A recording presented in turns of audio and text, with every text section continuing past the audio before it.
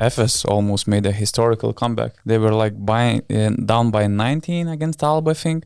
In the beginning of the third quarter, they looked horrible. So they made a comeback. They got the lead.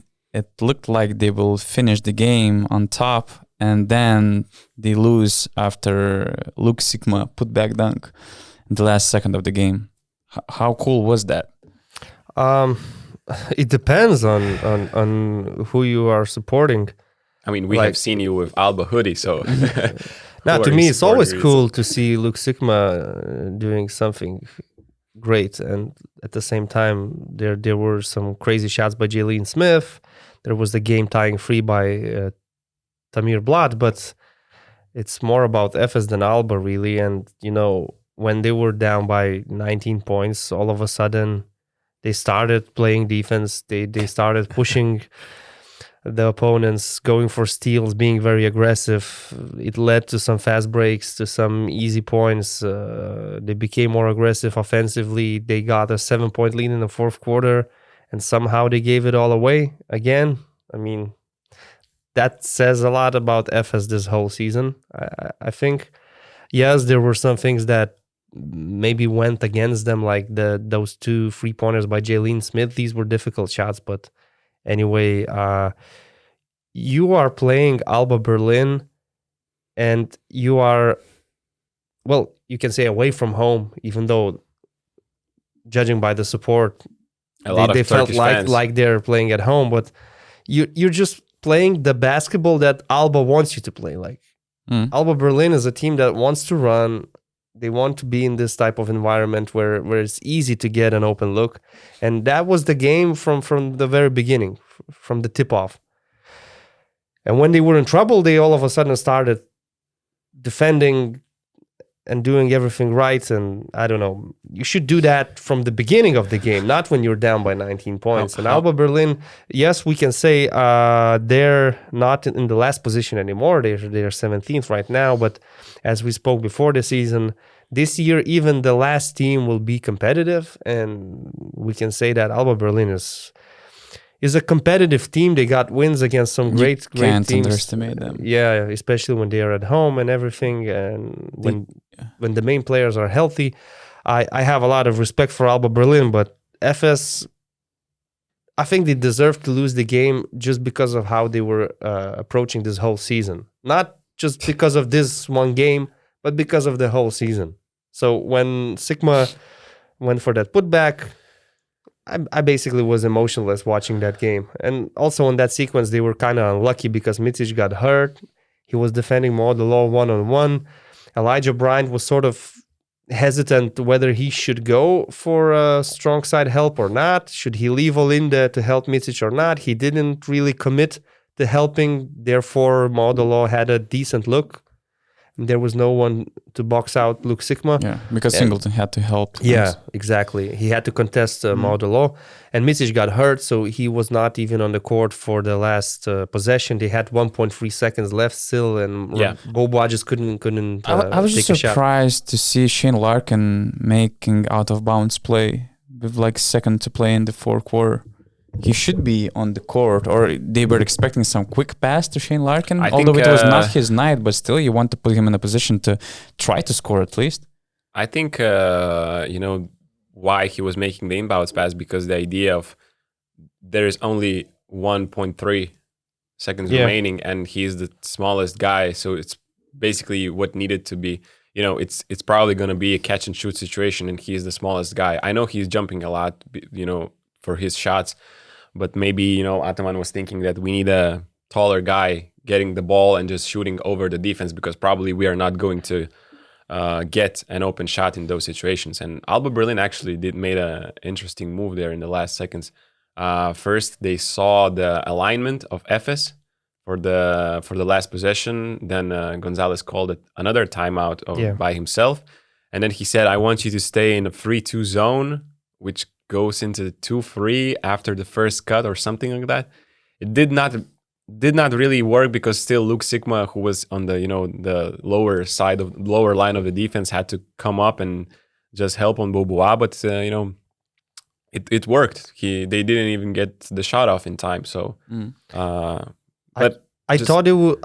I thought they will toss the ball to Tibor Pleiss. That was my initial thought. But at first it was like 0.9 seconds left. Then after a review, they added some time and it was 1.3. So I don't know if that was the play, if it was set for Beaubois to catch the ball, but Beaubois acted like there were 3 or 4 seconds on the clock. Yeah. I mean, he could have at least took a jump shot, a difficult shot. I get it, but what can you expect when there's so little time left? To me, it seemed like the play was, just a screen for Beaubois, flare screen, and just to come back and for him to shoot immediately. Because usually, sometimes, in these situations, the defender will go under, and if you come back suddenly, you theoretically should be wide open. But it was the last seconds; it did not work.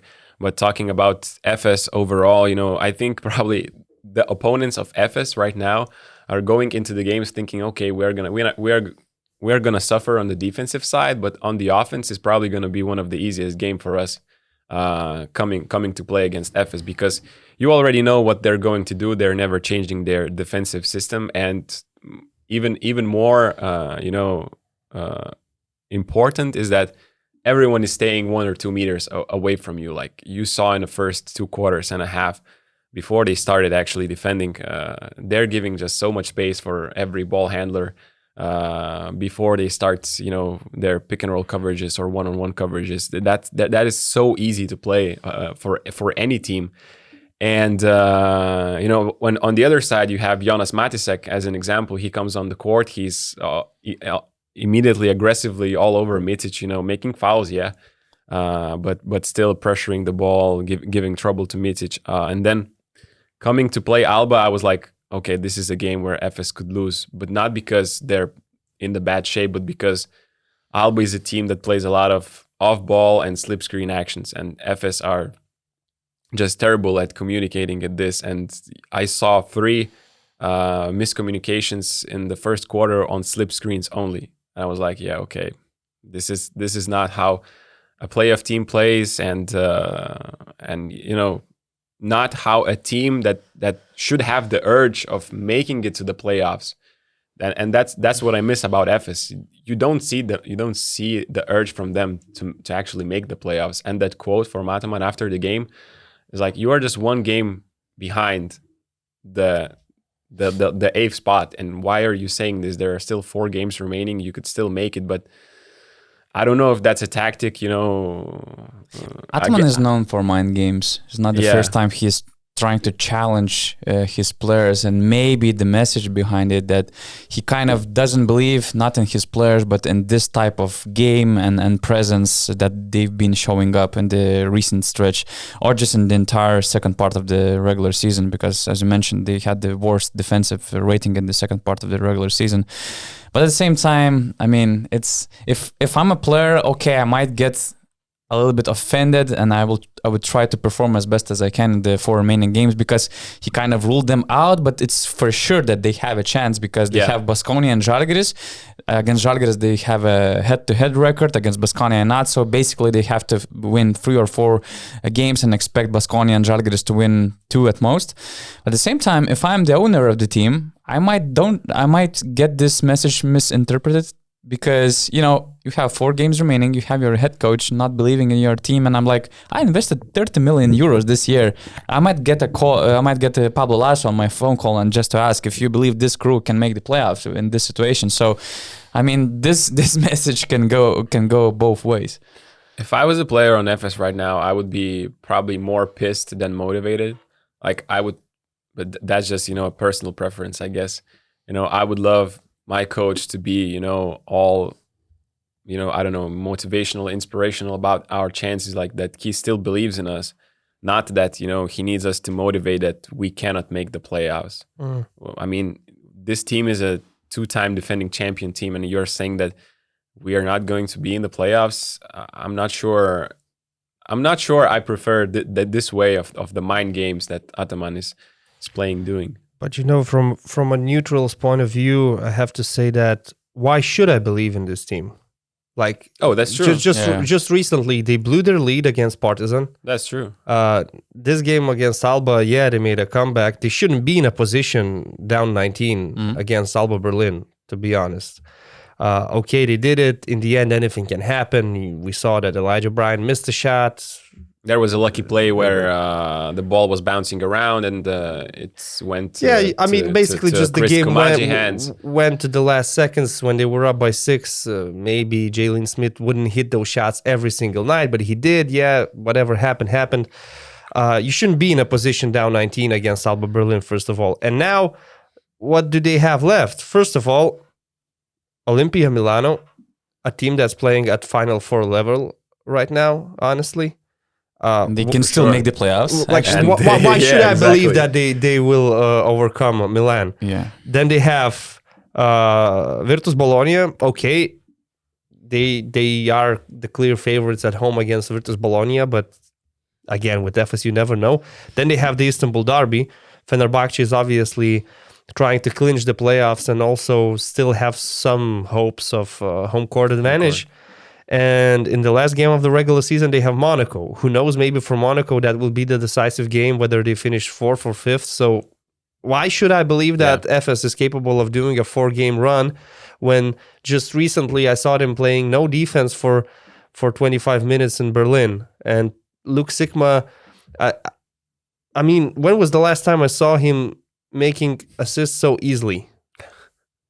Every single time he gets the ball, it's an easy off-the-floor pass to a teammate and an easy layup. Like, he finished with 8 assists. The last time he had 8 assists was game week 6.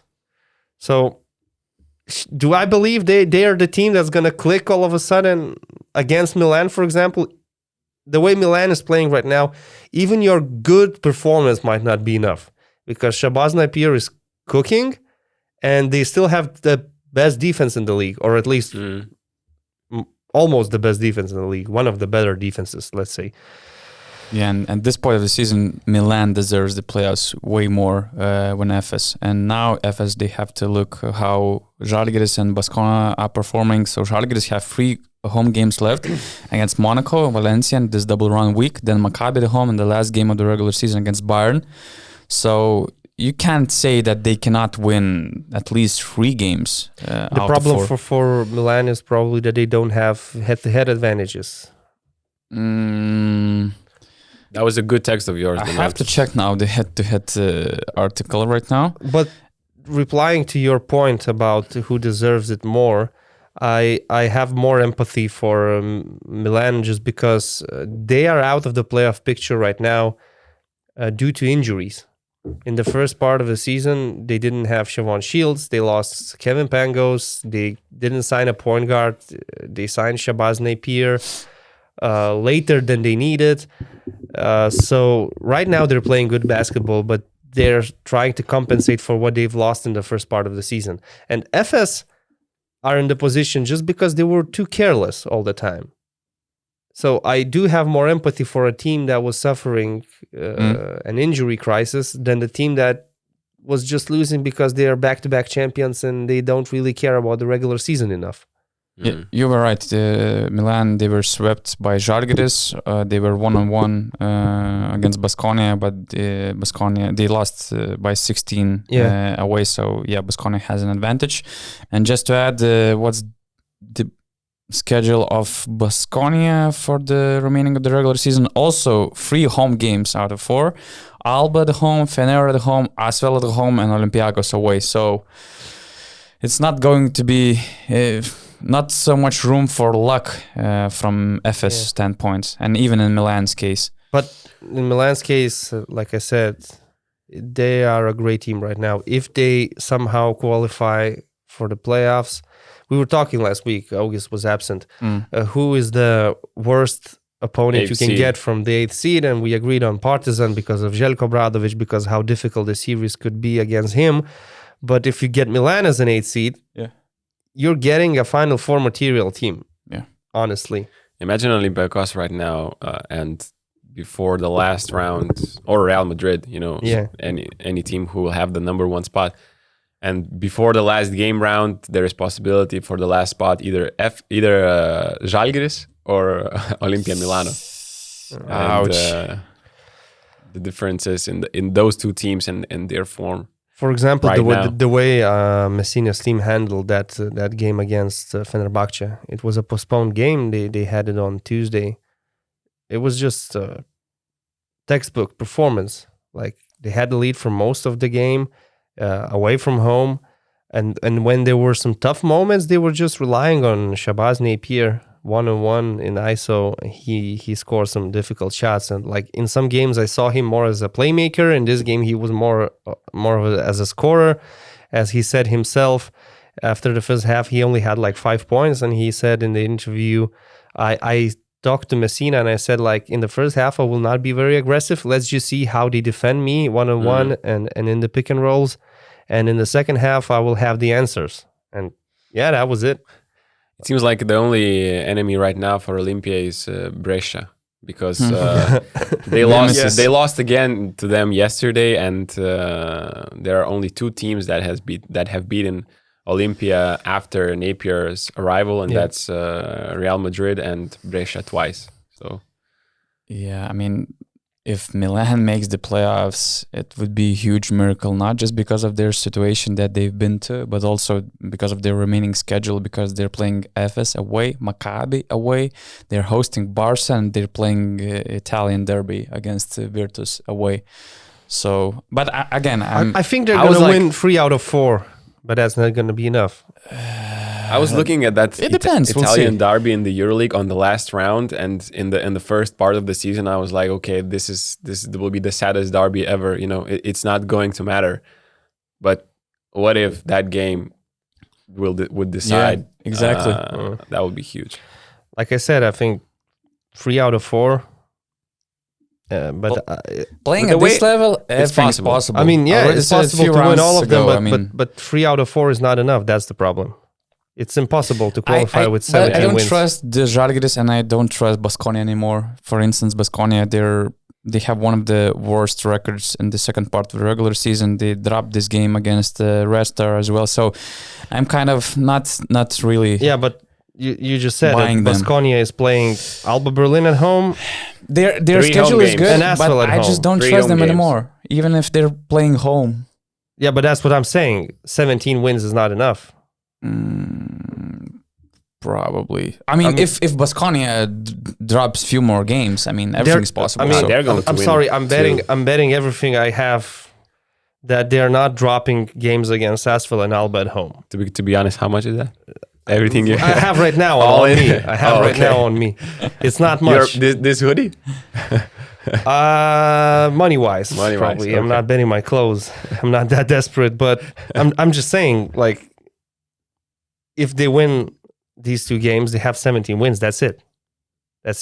So Milan will not qualify with 17 wins. That's my point. With 18, they might. With 17, no. Even Žalgiris, I expect them to win at least 2 out of 4 games remaining. So, and you said that the Italian champions don't have head-to-head advantage against neither of these teams. Yeah. Okay, we'll see. Speaking of potential playoff matchups and playoffs, Olympiacos lost against Partizan, and Game theoretically, it's still possible that they might face each other in the playoffs, in the quarterfinals. Although probably Olympiacos will have to lose the first seed and Partizan to stay in the 7th position in the standings. It's still possible because Olympiacos has a tie with Real Madrid, although they have a head-to-head advantage. It depends on the final stretch of the season if Olympiacos will save the top spot in the standings. But just based on this game, based on Partizan's form in the second part of the regular season, if I'm Olympiacos, if I'm Bartzokas, should I be concerned about potentially meeting Partizan in the playoffs? I think anyone who will meet Partizan in the playoffs should be concerned. I will say this way. I think Partizan right now, top 3 team in the EuroLeague. To me. In the last 10 games, they are number 2nd team offensively, and they have been number 1 throughout almost all season. So their offense is great, elite, fantastic. They have so many options. You know, so many different set plays and ways to attack teams. You know, Olympiacos were switching a lot of time. They had so many different weapons, you know, these little handoff plays after the switch. You don't see that often. Moving the ball, great spacing, just beautiful basketball, you know, in the offensive side. And Olympiacos couldn't really do anything, you know, apart from the small period where Thomas Walkup just took over in the third quarter and had some great defensive plays. And Partizan are number 6 in defensive rating in the last 10 games. In the start of the season, they were dead last in that category. They are playing a lot of different coverages, and to me it seemed like in the first part of the season it was, you know, the players were just confused. It was not, they were still trying to get into the rhythm, to understand where they need to be. And right now they're, to me, clicking everywhere, like offensively and defensively, and with that aggressive defense that we don't see, for example, from Efes. I think they're probably the toughest matchup that you can get out of the, you know, 5th and 8th seed. And I think they're playing even, you know, as a top 3 team in the EuroLeague. And this game showed that in Stark Arena, in the playoffs, it's going to be hard to win. So, and nobody's safe from Partizan stealing a game, you know, away, because they will not have, you know, the home court advantage. So Olympiacos should be worried, I think, in my eyes, after this game. Mm-hmm. I'm not so sure about being worried. I mean, in general, you should be concerned about any team you're facing in a playoff series, because Definitely. You cannot expect an easy series against Maccabi, against Baskonia even. Although they're looking like clearly the easiest opponent for you to face as an 8th seed right now, but who knows what's going to happen. I would still pick Olympiacos in a best of 5 series with a home court advantage over Partizan. But it would be difficult. It's just that right now, it's too hard to say that they should be worried about Partizan. There is a possibility they will face them, but there is just as big of a possibility they will not. Even bigger. Olympiacos is tied with Real Madrid right now. There's Barcelona and Monaco only 1 win behind. So basically, in 1 week, you can fall from the 1st seed to the 4th. I think it's too early to say. When we have those matchups, we can discuss whether they were lucky or not to face one team or another. It's just that, I'm sorry, it's just that not Olympiacos should be worried about Partizan. I mean, Partizan is now a problem to anybody. Yeah. It's not that for Olympiacos, Partizan is a bad matchup. Real Madrid or Barcelona would face the same problems playing Partizan in a best of 5 series. So, and especially if, let's say, Real Madrid plays Partizan, let's be real. I mean, Real Madrid is not a team that relies a lot on great coaching decisions. It's just a team that plays their own basketball with the roster that they have, a lot of experience and a lot of talent. But coaching-wise, Partizan definitely has more to offer. So I would say Real Madrid should worry about Partizan even more if they end up with them. Yeah, and the thing about Olympiacos is that they have a pretty good remaining schedule. They're playing 3 games at home, including Asvel, Panathinaikos, and Baskonia. They're playing Red Star away, so they in a good position to win the regular season, because they have the tiebreaker against Real Madrid. Although Real's schedule is also not so scary. It's way more difficult actually. They're hosting Fener, they're hosting Bayern, but they're also playing away against Partizan, and they're playing away against Maccabi. A couple of potential playoff matchups actually. That's interesting. But yeah, anyways, just to add, based on that game, the outcome of that game, I don't want to take any credit out of Partizan, but I would say that Olympiacos, it was not a normal Olympiacos team. I mean, they made their first 3-pointer in the beginning of the 4th quarter. They made only 3 of 20. Their defense, although Partizan did some great coaching adjustments, it was something different as well. They were just collapsing in an unusual way. I'm not sure if the reason was Yorgos Barsokas not coming to Belgrade or what. or him not screaming on the sidelines was something that affected the players' effort, focus, and stuff. But we're just talking about Partizan, who played amazing game, close to an excellent game with some shots they made. It was a huge game, but Partizan and Olympiacos played probably one of their worst games. So based on that game, the outcome of that game, I wouldn't say that this should be worried. But yeah, I mean, we're talking about the elite coaching, about Partizan being one of the hottest team in the second part of the regular season, with one of the best records in that stretch, with this amazing arena. I mean, can anybody explain in comment section how the hell they can get over 20,000 people in the standings? Where, I mean, you remember when they had 18 and they announced it as a sold-out crowd. So how possible to have 2,000 extra people in an already sold-out gym? It seemed even more to me watching on the stream. It feels like their president mentioned that they could host some games in football stadium, but having a game in Stark Arena with these banners, it already feels like they're playing an indoor football stadium, actually. So some of the moments where the game is going on and everyone is singing, and it doesn't matter if the team scores or not. Everyone just keeps singing. There is no clapping. I was like, okay, this is something different from basketball atmosphere. Am I watching football or what is happening? But to your point about Olympiacos, completely agree. Sasha Vezenkov was stopped, let's say. He scored like 6 points, I think. Lucas made 7 turnovers. Points. I mean, it's... Yeah, I wanted to mention these two guys.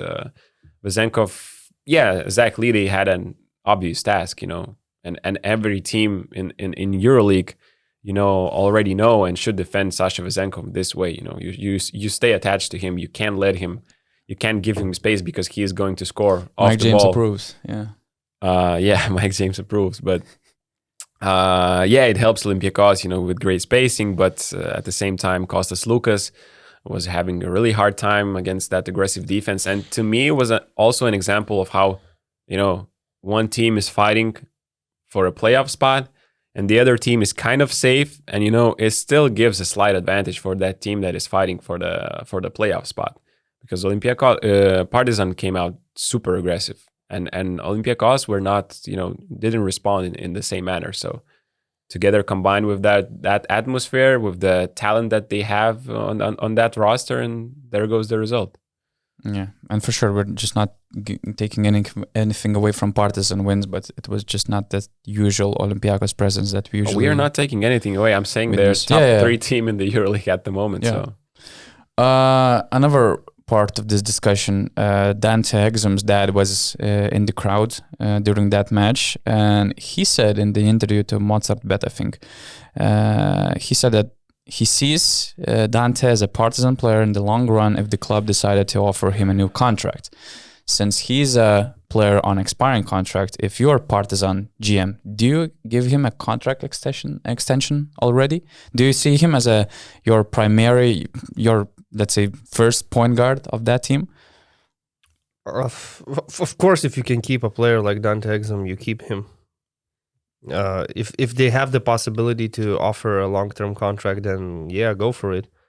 I don't know if Partizan is in a position to do that, though, because nobody knows whether they will be in the EuroLeague next season or not. I don't think they know what their financial possibilities will be after a year or two. So maybe it's kind of hard to sign a 3 or 4 year deal with a player like Dante Exum when you don't really know what you can offer to him. I would like to see actually Dante Exum again in the NBA. I think he improved as a player in Europe a lot. He is now a much better shooter than he was when the Utah Jazz drafted him. And with his athleticism, he could have a good spot on a good team in the NBA, honestly. I don't know if that's what he's thinking, if that is his goal. It seemed like when he signed that short-term deal with Barcelona that he just wants to play here, and in the summer he's going to look for NBA options again, but then all of a sudden he signed with Partizan. So if Partizan can keep him, if that's a possibility, for sure. even in the market where maybe Facundo Campasso, Shabazz Napier, okay, Chris Jones is out of consideration, but even in the market where there are some other elite point guards. I mean, let's not just fix this idea of him being the main point guard of the team. He's a flexible basketball player. You can build a different roster and he can play different positions, and it's just about that. If you compare him like to like with players that you've mentioned, Lucas as well. Do any of them have the athleticism of Dante Exum? Can they be as good defensively as he is? So he doesn't necessarily have to be your primary ball handler. It's just that the things he gives you are very hard to replace. Like so much all around stuff. Yeah, none of these players have the defensive abilities of Dante Exum, and he improved a lot as a player in my eyes during the season. So if Partizan can keep him, just sign a contract and they're good. But from Dante Exum's point, if you go to the EuroLeague free agency, you will definitely have good offers from elite teams. If you try yourself in the NBA again, I believe there will be some possibilities. And if Partizan is not playing in the EuroLeague, then maybe that's not the best destination, even if you love the fans, the atmosphere, and your father is very happy to be in the Stark Arena. Yeah, and I'm not against your opinion. I'm just trying to push you to the edge because sometimes I also think that I actually had mixed feelings about Dante Exum because we got too used to him as an off-ball player, especially in Barca, and when he joined Partizan, especially in the first part of the season, everybody was questioning the point guard rotation that Željko Obradović has. I remember it's weird. I remember that even having Eric McCollum and Malcolm Delaney on the pod, they also said that Dante is not a real point guard. And early in the season, also Eric said something that they should bring a point guard. We kind of saw it as one of the weak links of that team. But at the same time, first of all, in the second part of the season, Dante Exum really improved his numbers. The team started winning, and it's also part of thanks to Dante's game. I mean, he was averaging in the second part of the regular season, he was averaging almost 14 points on 60% of 2-point shooting and 39% of 3-point shooting, almost 3 rebounds and over 3 assists per game. And sometimes we had this social media post with Marko Guduric and Eddie Tavares and with a perfect player description with 6 different guys. And sometimes when you watch Dante Exum playing, I mean, his athleticism, his strength, his ability to finish it strong, penetrating, with his improved shooting, with his defensive presence that leads to some transition game where he is crazy. He sometimes looks like a perfect player, actually, and getting adjusted to Željko's system, Željko's requirements, playing for him as a point guard. I mean, he for sure improved as a point guard, although he was kind of becoming an off-ball player in recent years. We all remember these projections for him in the NBA as a tall point guard and stuff, but the way he had to adjust and to switch positions, it seems like Željko brought that confidence back, and maybe we will have this different view on Dante Exum. He's actually one of the most efficient players in the EuroLeague. If talking, points per possession, he's scoring 1.18 points per possession per, when he's attacking. That's a huge number. And actually on catch and shoots, he's 1.51. That's an enormous number, for someone who wasn't just recently recognized as a shooter. And I still don't think he is the main point guard of the team. He's more to me of a slasher, of a guy who attacks the paint when gets the chance. Their point guard rotation is still weird to me. It's not weird. It's not typical. It's not usual. You have Yamadar who's starting games, but then you have Alex Avramovic who's playing great. The second part of the season, and he's playing long runs. In the second half of games. Then you have Dante Exum who is sometimes taking the role or just playing the 2 position, but handling the ball, attacking the rim, kicking out passes. So it's not your usual, point guard rotation with Dante Exum being the number 1 guy at that position. But if I had the chance to sign him for 2 or 3 years, if I'm a Partizan, I would definitely do that. I think the combination he gives is unique, in the EuroLeague. And with this confidence he's playing right now, and the game that he's shown throughout the season, you definitely want to sign him. And that's a good point about the point guard rotation, because typically these European teams have a floor general, which Partizan really doesn't have. No. When you open the stats of any team in EuroLeague, or even in Europe, you can say, even in those lower leagues like Euro Cup or Champions League, you expect to see the leading point guard with at least, let's say, 4.5 assists or 5 assists. 25, 30 minutes. Yeah, something like that. Dante Exum has 2.9 assists per game, and that's the highest in the team. Okay. Then that's the highest in the team. Wow. Yeah. Kevin Ponder has 2.2. And they have the best or second best offense in the EuroLeague. Yeah. Exactly. Well, also they have good passing bigs, let's say. Zach Ledee as a big man, he can pass the ball. Matthias Lesor has improved a lot. So, but 2.9 assists per game, and he's leading the team. Kevin Ponder 2.2. Then you have plenty of players averaging somewhere near 1.5, 1.6, 1.7. So that's the statistical proof that of what you said. They don't have a clear point guard rotation. They don't have a floor general as Slukas, Kalaitis, Darius Thompson, Lorenzo Brown. They don't have players like that. And they don't rely on anybody to be the single guy to control the team. But they do have a very good offensive system. They have Željko Obradović running the show, basically. They have good ball movement, and it doesn't really matter whether somebody creates from the first position, the second, the third, the fourth, or the fifth, as long as you have a good look. Yeah, that's true. Yeah, we got tricked by Partizan this year, questioning their selection in the point guard position, and now we're just witnessing the best offense in the EuroLeague. Speaking of good offenses in the EuroLeague and best point guards in the league, Mike James is returning to the rotation after the suspension. And what's interesting, when he was out, Monaco won all games in the EuroLeague. I think that they won also all games in the French League, Cup tournaments. But focusing on the EuroLeague, they won against Baskonia, Virtus, Valencia. They actually, in this 3-game stretch, they had the best offensive rating from round 28 to 30.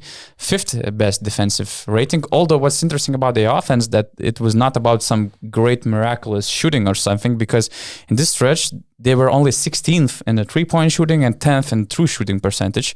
They were 2nd in rebounds, 1st in offensive rebounds, and 7th in assist percentage. Now Mike James is returning for the game against Žalgiris. That's great to witness that. He already returned in the French league, and they lost. But for the EuroLeague, he's returning against Žalgiris. And just watching them with Mike James, without Mike James, what were your feelings? I mean, what were pros and cons of having and not having Mike James? And do you believe that without him, they could contend for the Final Four? I mean, it's clear that without him, they don't drop as much as maybe somebody could expect. Like, he's the best player of the team. No, they have enough talent, enough ball handlers. They have Elie Okobo and Jordan Lloyd. I mean, and they were prepared for that kind of situation. The thing is that when you take all these stats isolated from the context, it looks nice. Like, wow, they had very good offense without Mike James.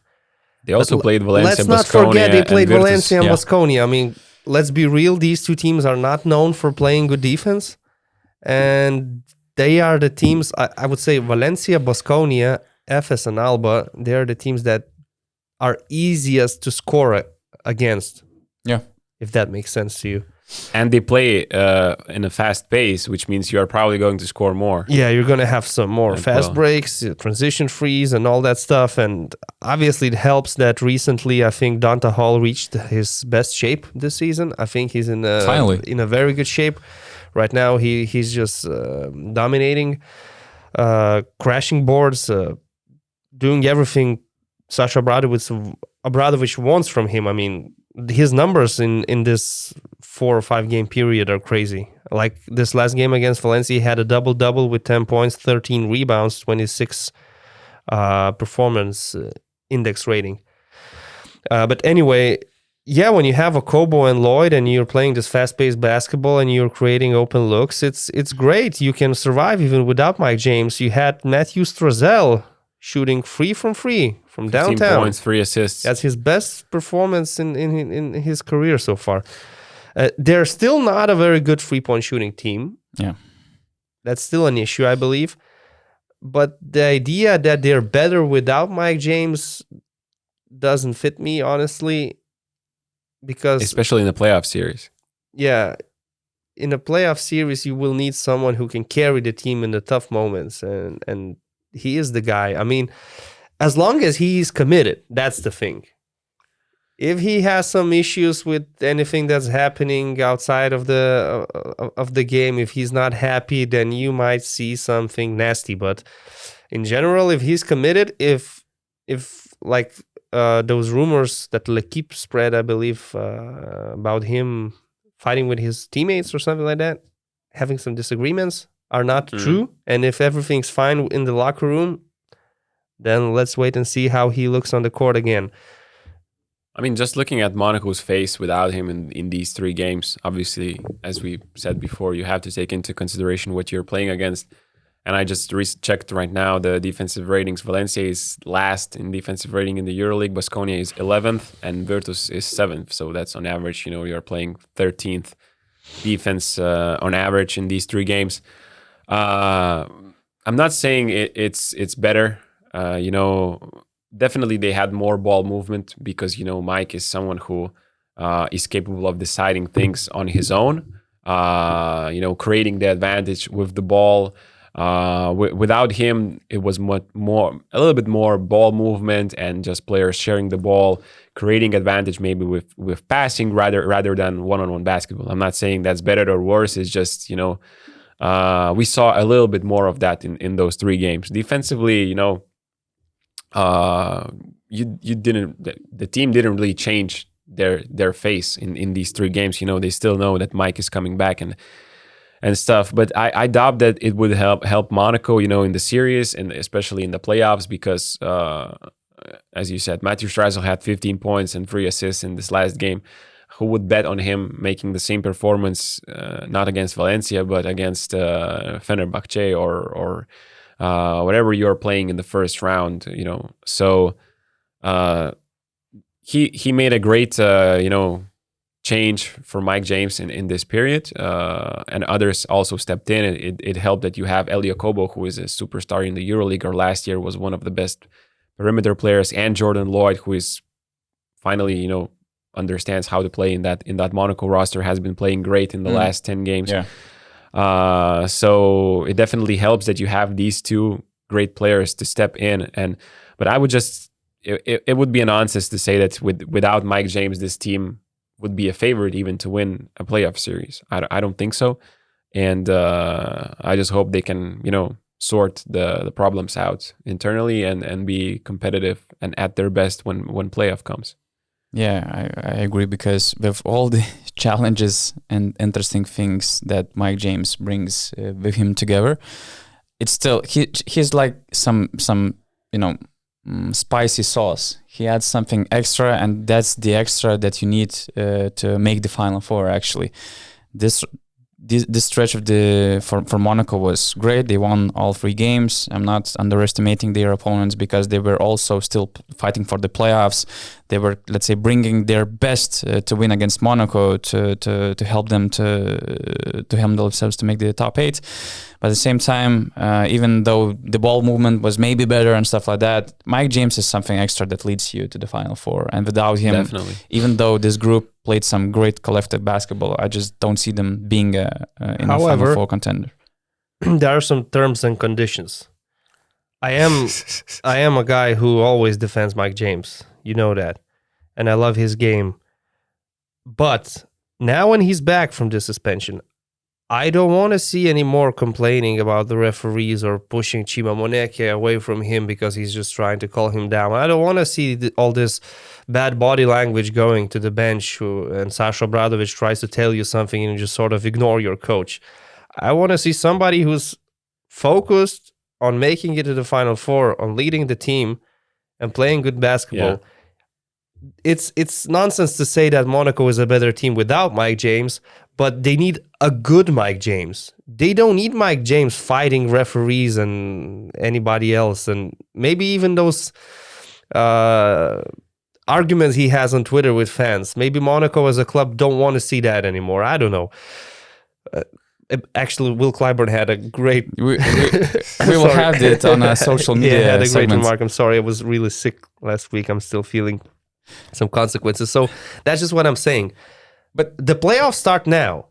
They clinched the playoffs already. Now they're fighting for a home court advantage.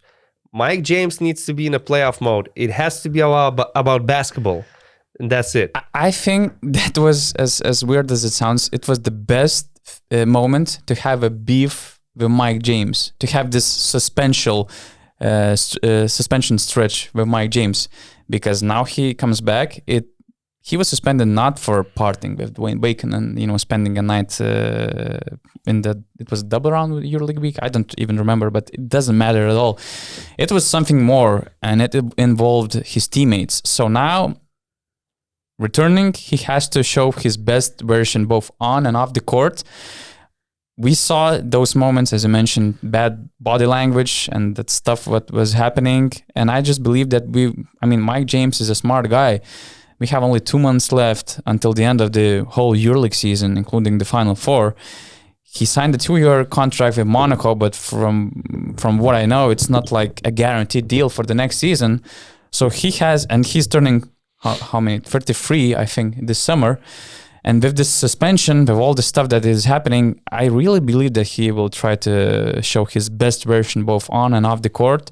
I believe that it's going to be a fresh start for the whole Monaco team, because although we're saying that, okay, they played Baskonia, Valencia and stuff, this stretch for the rest of the Monaco group was very important to show up as the unit and to kind of tell him, hey, Mike, we can still win games without you. Although you are the best player of our group, we're still good, and you have to respect that. Sometimes even it's good even for the best player, to come back to down to earth and to see that the rest of the group, your teammates, they're also good without you.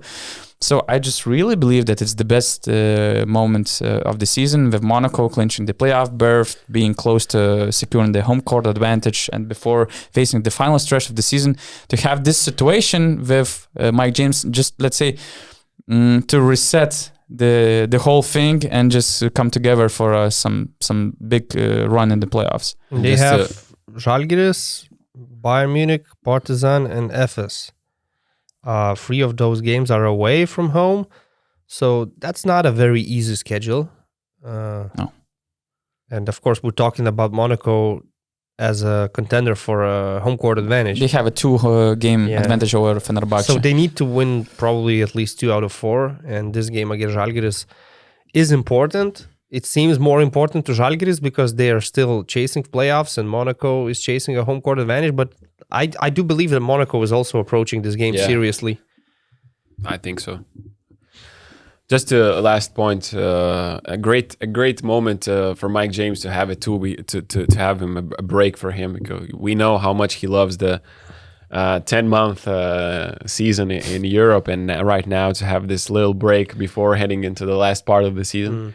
I think maybe that will fit him well. Change his strategy a little bit. Of course, it's a joke. Like, he should get suspensions after the EuroLeague season. So you don't have to play in June. Yeah, that makes sense. He gets to the Final Four, maybe wins it. Yeah, and then why bother playing these French league playoffs? Let's go to the other topic. Yeah, we have a couple of topics remaining. Chris Jones just extending a contract with Valencia. Bravo. It seems like Dubljevic had this That's what I was nice saying. walk in the park, as Rytis said. If I had a chance to sign a 10-year deal with Valencia to do whatever for that club, I would sign that deal. Valencia people, are you listening? Just think about the role. Do you need a mascot or something? I don't know. I'm available. Yes. Do you know Spanish? I will learn Spanish. Spanish is not a very difficult language. Yeah. I had it for 1 semester in university, so I can do that in a couple of months. Okay. Yeah, so Chris Jones got that extension. 3-year extension is coming up. Although it's not sure if Valencia will stay in the EuroLeague, it's actually pretty doubtful that they will remain in the EuroLeague for the next season. Come on, but Chris Jones signing a 3-year deal, they have to have some guarantees. It's EuroLeague. There are no guarantees for half of the. I think they have a guarantee that they will win the Euro Cup next season and they will be back. And if not, maybe the gym because will play that's what they did already like 45 times. Yeah, so exactly. They're gonna do it again. And if not, it's not the case. They will finish building this great arena and then will return to the EuroLeague competition. Anyways, Chris Jones in the future he will have this exit clause in his deal, but for this summer he don't. So that means that for sure he will remain in Valencia at least for another year. Big teams were after him as well, and from what I've heard, one of the teams that were really interested in him was Fenerbahce. But when they made this Tyler Dorsey move, they basically have the complete backcourt for the following years. And Chris Jones was one of these players who improved his stock significantly in the last couple of seasons. I believe that he's now in €1 million club. And we also have some other players who might join him, who might follow his path. And Jonas Lakshas wrote this story about the players who improved their stock the most this season. And for instance, the list includes players like I don't. You want me to read the list? Yeah, it would be great. Darius Thompson, Bonzi Carlson, Matthias Lesor, Jonah Matthews, Luka Vildoza, Filip Petrushev, and Yanulis Larentzakis. That's great. But if maybe there are some players that he missed out. Maybe there are some players that they are under the radar, but also due to the performance this season, they will improve their stock and situation for entering the market or just being a potential buyout consideration.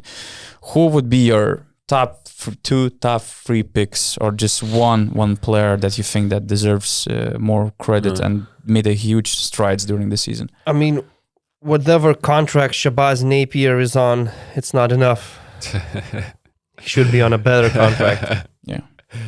Even though we don't know how much he's getting. We don't know. He needs a raise. I know that his asking price for this season was something like $150 every month, $150 US dollars. Okay. Which is like you cannot. Okay, if it would be a full season, it would be 1.5 million. But that's the different conversation when we're speaking about the player who joined the EuroLeague team only in the end of January. So that's like $600K, right? Yeah, something like that until the end of the season. But obviously, and I mean, what was interesting about Shabazz Napier when other teams, not as high caliber teams as Milan, called for Napier, he said that he's not coming to Europe. But of course, when Ettore Messina is calling you and the organization like Milan is calling you, you might change your opinion about your future. And it's not clear yet if Shabazz Napier actually will stay in the EuroLeague. Maybe he has his own goals about the NBA, but for sure he will be one of the most intriguing free agents this summer. Doesn't he have a contract with Milano also for the next year? I really doubt it. Okay. Anyway, there's one guy on my list who already improved his stock and have a contract signed this season, and this guy is from Maccabi Tel Aviv, Roman Sorkin. Mm-hmm. I mean, Maccabi were quick to react on his performances and signed him for a bigger deal. I think another guy, we talked about him quite a lot on this pod, and especially on these, underrated topics, is Matt Costello. Yeah. I think he raised his price, his salary with his play. Another guy I have, if I had to choose, probably it's Roland Schmitz. To me, he probably with his play showed that he can be, a starting player in the EuroLeague, especially when he has that homegrown status as in Spain. So yeah, he would be an attractive option for a lot of Spain teams. And if I had to mention another guy, maybe Luis Olinde is quite under the radar guy. That's true. I think his length, his ability to defend, to knock down, catch and shoot opportunities could be attractive for more than Alba Berlin, and I don't think he's getting a lot of money there. compare to what he maybe what the salaries are on the other teams. He's on an expiring contract, and I actually heard that there's some NBA interest in him because probably he has that body and this ability to play. There's some helping roles. Interesting material, And if it and wasn't, he's still very young, 24. So if it wasn't for those season-ending injuries, I think we would name Keenan Evans and number one. That would be obvious call. Austin Reaves also would deserve a mention. He was the player of the month in December or January. Yeah, December. I think January. Maybe it was Vildoz's month. But also suffered a season-ending injury. Hopefully not career-ending. No. So they would be on the list as well. But injuries affect players and their careers, obviously. But those were good mentions by August. And actually, January. I'm not so sure about, let's say, Yanouris Larenzakis rising in value. He's 29 years old. It's pretty obvious he's going to play for Olympiacos. It's not like he's going to become a free agent and sign with Efes all of a sudden. But when you're becoming a solid Greek player, there's always a competition between Panathinaikos and Olympiacos, which you casually it raises your stock. So okay, fair enough. Well, in that case, we could mention Lithuanian players. And you never know. Maybe Tudis is bringing another Greek player to Fenerbahce. So I'm just saying, like in that case, we can mention Lithuanian players. Like Arnas Butkevičius is a newcomer to the EuroLeague, and he showed some elite defense. And he's playing for 150K per year or 200 at best, something like that. So Žalgiris extends his contract. They should almost double his salary, probably. Is it going to happen though? I really doubt. Do you have other names? I don't know. It's like that's my point. It's not like Butkevičius is going to be signed by Barcelona and Larenzakis is going to be signed by Real Madrid. No. Yeah, that's true. They're local players. They're going to stay with their stars, teams. Let's say. Yeah. Any other names? I actually put Cassius Winston on this list. For me, he's still not consistent enough, not effective enough, but also I think that being a rookie in the EuroLeague basketball also plays a role with getting this bag of experience playing for Andrea Trinchieri, with getting the bag of experience playing this crazy schedule with the EuroLeague, with the German Bundesliga. I think that he would make a huge improvement for the second year, and already liked some strides of his season. He's so smart. He's one of the most unathletic American players in the EuroLeague, probably. But at the same time, crafty. He's so smart. He's so crafty. He can read the game so well that, of course, this scoring ability is off the charts. So okay. Well, if you mentioned him, and if also a name like Jonah Matthews was on the list, I think we can mention Jared Harper. Yeah, sure. I know he's an undersized guard. Not every coach wants to have a player that's 178 centimeters tall, but he has a lot of skill, a lot of flair. He's a good shooter. He is not very consistent, but again, as you said with Cassius Winston, still a EuroLeague rookie. But I think in the second part of the season, especially when Valencia had to cope without Chris Jones in some games, Jared Harper stepped up and he had some 20-point performances. He had some good shooting nights. And he's an interesting player to me. So he could be mentioned in this If we are talking about Valencia guys, do you think JC Rivero? Rivero, before the season, I said he's going to be one of my favorite JB players. Brown. And he started the season actually on quite a high note. He had injuries, that's the problem. But as I said, Jaciel Rivero is just a fighter.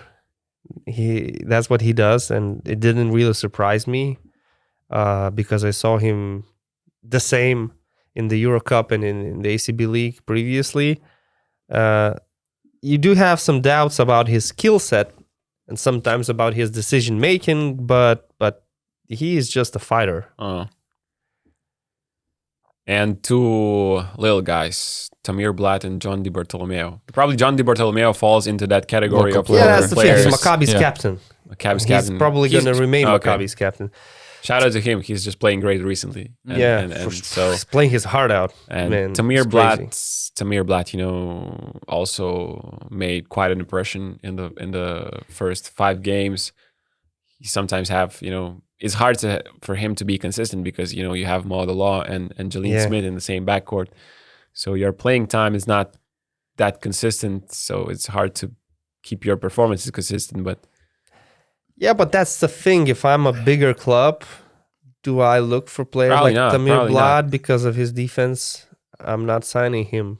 yeah, I respect his game because he's a very skilled player and he has a lot of confidence and he can shoot deep threes, but he just fits Alba Berlin's style of play so perfectly. That's like the, John Bartolomeo is a situation of local player performing in Maccabi, but Tamir Blad, to me and probably to us, is a homegrown player of Alba Berlin. That's the way it looks. Understand what I'm saying? That's the way it looks. He's like a local player there. He's getting that treatment, let's say, in the EuroLeague market. Also had Freddy Gillespie as a very intriguing player. I mentioned in some of the previous podcasts the improvement he made throughout the season from being very raw, big man, coming to play for Andrea Trinchieri and then playing some very important minutes in some games this season. But at the same time, I was so surprised to find out. Of course, the main ceiling for his game is just offensive potential, rather than just being a rolling big guy. It's hard to expect anything from him besides that. He's not shooting threes, he's not stretching the floor, and I was really surprised finding out that he makes the free throws only by 32.4%. That's something, because it even surpasses Nikolaitis, who hits the free throws 33.3%. I'm glad you mentioned Nikolaitis because I want to bring something up. Žalgiris is playing Fenerbahce, right? We all saw the game. Yeah. So Žalgiris is trying to make a comeback. And after Hayes and one play, they're only down by 4. There's 58 seconds left on the clock. And Nikolaitis is bringing the ball up the court. Foul him! Why nobody does that? We talked about it. Yeah, and we were expecting. But that was a perfect situation for Coach Kazis to show an example to others. True. He had the ball for like 6 seconds. You're down by 4, 58 seconds left. Foul him. Put him on the line. The only coach who trusts his defense, I don't know. The only coach who tried to foul him, I think it was Sasha Obradovic in the game against Monaco. I just remember him shouting on the sidelines to foul Nikolaitis, but probably his players didn't understand that, so they didn't foul him. But yeah, it's not like a common kudos thing. To Sasha Obradovic. That's my kind of coach. Yeah. We actually will ask Aridonas to put some stuff on our screens. This is a social media catch and shoot segment. We will review the biggest action on social media past week. I actually saw Rytis being active on social media, especially last night, and complaining about Dallas. Because I was sick, I was just laying in bed and watching game after game after game. What else can I do? Yeah. Rather than go on social media. It actually turns out that that's some fake profile. There was a fake Donatas Urbonas profile and he broke some news, I think, because yesterday I saw some message requests saying, report this profile because he's tweeting some fake stuff and trying to pretend you. But I'm just not sure what he has tweeted. But that's when you know you're becoming important. When people are creating fake profiles of your name. But these guys are actually hurt me a lot, because I remember when some EuroLeague team GMs almost called me, to say what the hell you're tweeting, because I remember that somebody pretending me tweeted that Mike James is going to Fenerbahce and some other stuff. So usually it hurts me more than just lets me think that, now I made it, now I'm famous. No, but if somebody had a fake profile of me, I would take that as a compliment. Okay, let's not encourage these guys. So what would they have? Will Clyburn. That's okay. I was missing that fake Donatas Urbonas thing on Twitter because I was just having a great weekend and had some time off from computer, mobile phone and stuff. So I was surprised when I saw Will Clyburn having this mess on social media. He just tweeted that, I'm about to channel my inner Mike James if these fans don't leave me alone today. And of course, Mike James and even Malcolm Delaney jumped in. It turns out that Will Clyburn, following the win in the Turkish league, he tweeted, just a second, one thing. which I had no clue would will trigger after Alba FS game? fans. No, after the Turkish League game on weekend. So he tweeted, that's a quote, nobody wins when the family feuds. And it's the lyrics of some Jay-Z song. And many of these FS fans, I mean, this tweet got almost 170K views. Many of FS fans thought that means that there's something going on in Efes and that there's some conflicts between the teammates or the head coaches or stuff, and that what stops them from making the playoffs and stuff. So he had some heated comments. He had a lot of hate in the comment section. Of course, he had a lot of offers to come to Panathinaikos, Fenerbahce, or all the other teams, as always. For sure. But wow, it just says that if I was a player, I would definitely shut down my Twitter profile for this season, because whatever you posted on it, it can be misinterpreted so badly. I would troll these people so much. just like Mike James do. I mean, no surprise that his favorite player is Mike James. These guys are this guy just said Rytis said Mike James should concentrate on the playoffs and stuff like that, and then 5 minutes later he's like, I would troll these people so much. It doesn't necessarily have to affect my game. I mean, no. What I do in my free time is my own business. These guys are just joking here, and Will Clyburn had a really I would say a great punchline with his tweet, and I mean, this is the GOAT top 3 EuroLeague Twitter. That's true. In one screenshot, I would say. That's amazing. Yeah, Malcolm, amazing. Mike James, and Will Clyburn. Yeah. No, even though Will is not that active, I think, on social media. He's okay, but wait, no. Of course, he's one of the eliminate profiles him from to follow. Eliminate him from the top 3. Who is the third guy? Quick, off the top of your head. Because Malcolm and Mike is definitely in the top 3. I just recently found Wade Baldwin being decent on Twitter. I mean, he's pretty active. Actually, Chima Moneke is pretty active as well. I saw a good Tyrese Rice is in the top 3.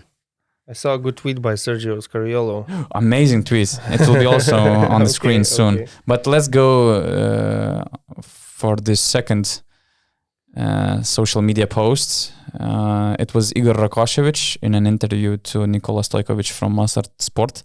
He said that it's a shame that Campasso didn't have the opportunity to help the team earlier, because the situation would certainly have been much better. Zvezda could very, very easily have been among the first 5 or 6 teams with Campasso. They lost to Alba Berlin without Campasso, then they lost to Bayern Munich with Campasso. Case closed. Third post, I think we can go there. I mean, we have talked about enough about this situation, and you can't say it's a shame. I see that sorry. Rakocevic probably recalled that time where Zvezda was one of the hottest teams in the EuroLeague, and if you would add Campasso on the top, you could extend that kind of successful stretch and to keep the momentum. But at the same time, I cannot buy into what Rakocevic is saying, because at the same interview, he mentioned that when he was asked about Darius Thompson, apparently he said that he didn't watch any of Baskonia's games this season. So how the hell you can put Zvezda in the top 5 and top 6 without seeing the other top 8 teams in the EuroLeague? So, I mean, it's not a fair take. That's a great comment there by Jay Quintana. If my grandma had wheels, it would be a bicycle. That's a great response, I think. It depends on how many wheels she had. And if grandpa was a man, her name would be Deda. It was a translated tweet. So, okay, let's go to the last one. Sergio Scariolo is somebody to follow on Twitter. So he just tweeted, "Poor me if EuroLeague players find out that by knocking me down on the sidelines, they earned the MVP of the Week award. Congrats, Gershon Yabusele, fantastic game. It looks like I didn't hurt you that much." I actually didn't see that game, but I watched the highlights. I watched the situation. We can actually put it on the screen as well, and it looked serious, like a car accident, I would say. Just look, with the power and strength that Yabusele is going at Sergio Scariolo. There will be a replay, I think. It's way more serious than it looked like at first. But Sergio, he was doing a good job. I think that's he was holding his down ground. Yeah, but he was not prepared for the contact, and knowing that he's not in his playing shoes, he took the contact really well. Exactly. And I loved one of the comments. His haircut still looks the same. So there was a comment saying something that the reason why he stood his ground so well was the hair gel that made the play, which I agree on. I think. Fair. Yeah, and that's probably it for our social media segment. That was some pretty cool content. I'm happy that especially all these players, they're trying to make this segment. Last week it was Shane Larkin. I don't think they're trying to make it. No, they're trying. We should endorse them. We should endorse them. They're trying. I think they're just doing what they do, and then you decide on who's in and who's out. No, it's it's because of us. It's because of us. They're trying. They're desperately trying to be on this show. Definitely. Yeah, for sure. Man. Do we have a sponsor already for this segment? Not yet. This week it was Will Clyburn. Nothing. It's sponsored by individuals week by week. At first it was sponsored by Mike James. Last week it was Shane Larkin, and now it was Will Clyburn. So it's Mike time. We're open for all the offers. But to finish the podcast on the serious notes, just the last question about one of the hottest names in the NBA, Austin Reaves from LA Lakers. One of the hottest names in the NBA. Wow. And it turns out... Clearly, I haven't been watching enough NBA. No, I mean, he's playing great. I'm not saying he's not playing great. He was one of the hottest topics recently, on Twitter at least. And it turns out he might join the German national team for the upcoming World Cup.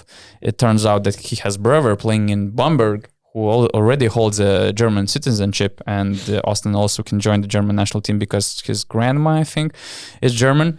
So what do you think about this whole situation, and how far can Germany go with Austin Reaves in the World Cup?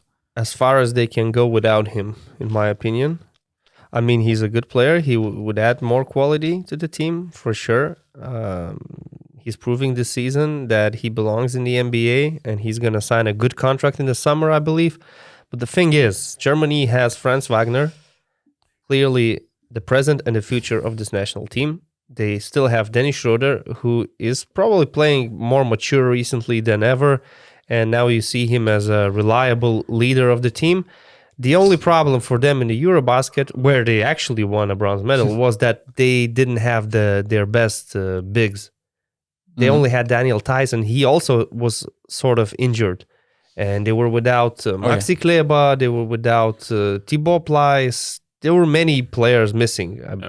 Practically everyone they missing had in the front to call Isaiah Wobo. Hartenstein. They had to call Wobo to the national team. Yeah, Isaiah Hartenstein, who is now making a name for himself as a defensive center in the NBA. So basically, if they have all these pieces together, they have the Wagner brothers. Actually, Mo Wagner didn't play in the Eurobasket. Another player who was out. It's not about whether Austin Reaves joins the team or not. They already have a good team. And if they can add more quality, yeah, sure, why not? I mean, he's in 13 games in March. He's scoring 17 points per game and having 6 assists as well. So he's that guy who could give Germany another option in that crowded backcourt of players. Maybe, would you agree that he would take the spot of Andreas Obst, But is it good for the team? Yeah, exactly. Like you have a pure shooter. You have to understand if he's actually, he is a great player to have, on the roster, definitely. Because he is shown on NBA courts, he can handle the ball, he can play pick and roll. He's not the fastest or the guy who jumps the highest, but he's really just crafty player, smart, makes the right play. And but to me, I would have him. I would take him on that roster. Maybe someone has to play less minutes from that great team that won the bronze medal. But I think having him would be an upgrade. That's still a player, NBA level player. I'm not saying I wouldn't have him. I'm just saying that with Schroeder, Low, Obst, Nick Weiler-Bob, and having Franz You Wagner. You can have him and Weiler-Bob at the same team. Yeah, so I need to have one. So you're probably taking one or the other. Austin Reaves, of course, then. And Franz Wagner is still the star of the show, in my opinion. Yeah. He's the best player. Of course. He's their best player, and he has a very high ceiling, and he's improving every single month, I would say. He's getting better. So, with Austin Reaves, they have more talent, but again, it's also about him adapting to a different style of play, to a different role and everything. Not every player who is good in the NBA is as successful in FIBA competitions. So, but if he's willing to play for them, he seems like he's willing to play. I remember there was sort of like a similar situation with Chris Kaman. Do you remember? Oh yeah. And eventually he joined the national team, but it didn't really work out with him and Dirk Nowitzki in the front court. So there are some good examples and there's some bad examples. But I just think that we've been asked about the World Cup favorites, and actually I think that one more time Germany is a very underrated team. Germany is a team you cannot sleep on. Man, the last campaign it was so fun to watch them, and when you look at the potential roster that they can have, it's just incredible. You already mentioned a few of these guys like Mo Wagner, Maxi Kleber, Hartenstein, Thijs in the front line. You have Franz Wagner, Isaac Bonga's forwards, Reeves, Obst, Weiler-Bob, Maudolo, Dennis Schroeder. It's just amazing team. But what I like about this, the whole conversation, actually, we have to apologize to our listeners and fans because we were not aware of Dennis Schroeder connection with Germany and Braunschweig. And actually, when did this happen? And the last week when you were not here, we were talking about European players that could potentially come back to Europe, and we said that Dennis Schroeder, his playing style just fits the NBA so well, and we don't really see any connections to him in European basketball. But then some German people actually tweeted us, and he owns a team. He owns a team. He owns a team, and he loves playing for the German national team. And what I like, and I believe that if they will need to recruit Reeves to the national team, I think he will do a big part of that job. Maybe he's doing it already. Yeah. That could be the case. And what I like about his love to the national team and just him being an example of the last year's Eurobasket, that I remember that many, many years ago when some European players had great FIBA tournaments, following these tournaments, they were signing some contracts with big teams. And it was something like a big point of their summer or free agency. If I do well in the tournaments, I might get a good contract. And I really love to see Dennis Schroeder, I wouldn't say recovering his reputation, but changing the whole landscape or changing the whole attitude at him as a player, because before he was known more as a individual player, scorer who needs a ball in his hands to be efficient, he was not known as somebody, as a helper, somebody who could join teams with already a lot of stars. And what he did with the German national team, how much sacrifice he for the team, the way he set the tone for the team as a leader of the group, how much he matured during his time with the German national team, it was very important for LA Lakers to finally be convinced about signing him to join this group. And I really like that the FIBA competition, the national team competition, actually had a big impact even for the NBA player to join the team like LA Lakers. So that's a nice example for some other players in the NBA, Europeans mostly, that are skipping the national team competitions. They think that it's not important for their future in the clubs. So Schroeder was a great example. Okay. Yep. And I just want to finish by saying that Pat Beverly did a too small taunt on LeBron James. Wild times. In Los Angeles. This will be on the next week's segment of social media. No, it was just off the chart.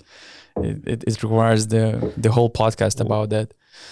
Nah, Pat Beverly crazy is great. world. Have you seen a Kevin Hart interview with Pat Beverly where he explains his mindset, how he grew up, and basically that he had to live with his own mom in the first couple of years in the NBA because he was broke because he had to pay the buyout from Europe by himself. Yeah. So basically, he said like I was going from practice to my mom's house and saying, "Yo, what's up for dinner?" You know, and I was playing in the NBA, living with my mom, having to pay actually in debt, because he had to pay so much of the buyout. No, but he's wild, but I really that. respect his journey. I mean, he's crazy. Of course, you cannot agree with a lot of takes that he had, but his journey is an example for many guys, actually. No, I mean, if he wasn't how he was, it's the big question if he would have made it, right? He definitely would not be in the position where he is right now. So for sure. It's just definitely, making these signs are funny right now because he already made it and stuff, but it's on LeBron James. It's not like he was taunting some random player. But in the NBA, it was on LeBron. Theoretically speaking, in the NBA, who could he show to the too small? Because he's one of the smallest guy in the NBA already, and the league is getting bigger every day. So LeBron is too small to guard him. You know, Fair enough. Yeah.